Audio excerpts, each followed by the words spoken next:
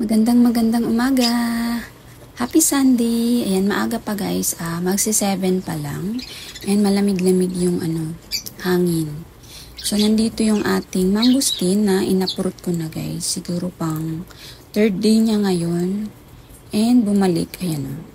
May maliliit na bumalik dyan na scales. So, inano ko lang to guys ng alcohol nung pagka-uproot ko. Tapos binrush ko siya. So, mamaya ibabrush ko ulit. So, ganun talaga. Ay, so sad. Kasi ang ganda niya na, oh. Yan si Mangustin Hybrid natin. And sad to say, guys, meron pang nagka-scale. So, kahapon ko lang din to nakita. T-line ko to. Favorite ko pa naman. Kita nyo kaya. Sobrang liliit. Ayan, oh. Yan dyan, guys. Marami yan. So, hindi ko pa ito nababrush. Ginupit ko kagad yung roots niya kahapon. Tapos, inalcohol ko siya. So, mamaya i-babrush ko naman. Yan, dami oh. Nakakalungkot.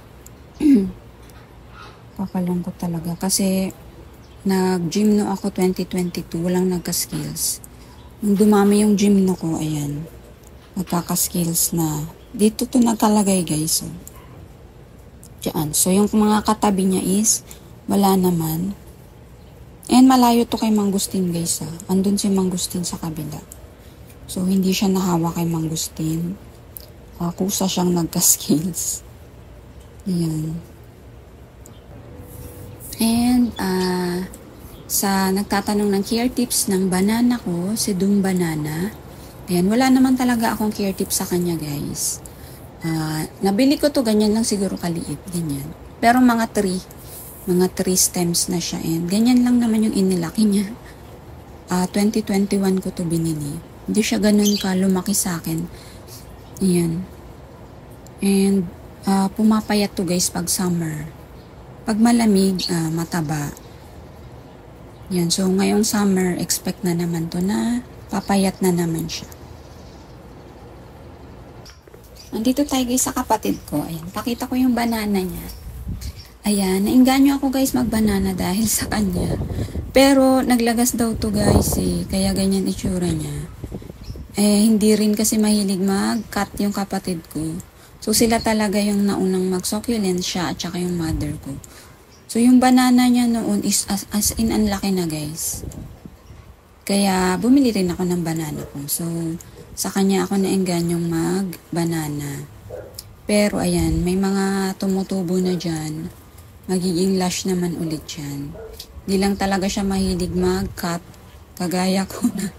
Lagi ako nagka-cut. Pag ganyan kasi guys na leggy or walang down, kinakat ko. So ayun guys, nainganyo talaga ako mag-banana dahil sa banana ng kapatid ko noon. As in, ang tangkad ng banana niya. So, ayan, nagre-red pa yung tips niya.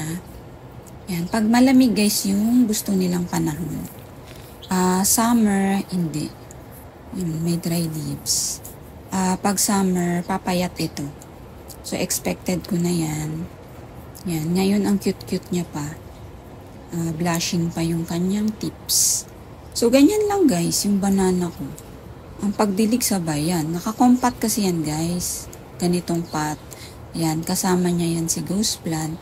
Pero sineparate pot ko nga kasi sinisira nung pusa. Ang sinira niya is si ghost plant noon.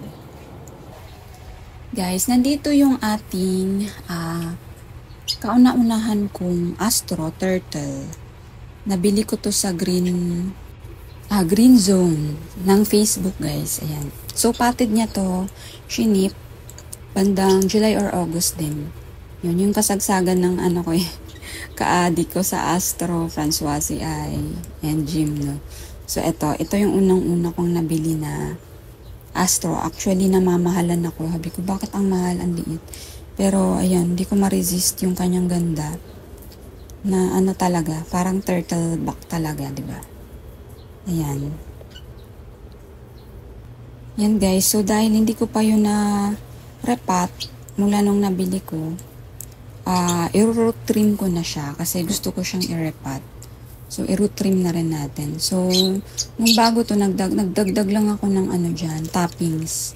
Hindi ko talaga ginalaw yung kanyang, hindi ko talaga siya inano sa kanyang pot. So, ito pa yung original pot niya. So, it's time to repot. Ayan o. Hindi siya root bound kasi mabagal naman talaga ang Astro. Pero napansin ko kasi parang hindi siya lumalaki. Yan. So, sasagad ko guys yung pagputol. Ganun naman pag bumili tayo, diba, na uprooted. Sagad yung putol. Yan, ganyan. Yan. Tapos, i-air dry ko to ng mga 2 days siguro. Tapos, tatanim ko na ulit. Yan siya. Di ko sure kung ano talaga yung paglaki niya. Mabagal talaga. Or baka kasi kailangan niya na ng refresh ng soil. Yan. Napuno lang ng alikabok. Kasi yung Astro guys, pag nagdidilig ako, hindi ko binabasa yung ano. Kasi yung buhok nila, buhok areoles, naninigas eh. Yan, ang ganda oh. Gusto ko talaga to.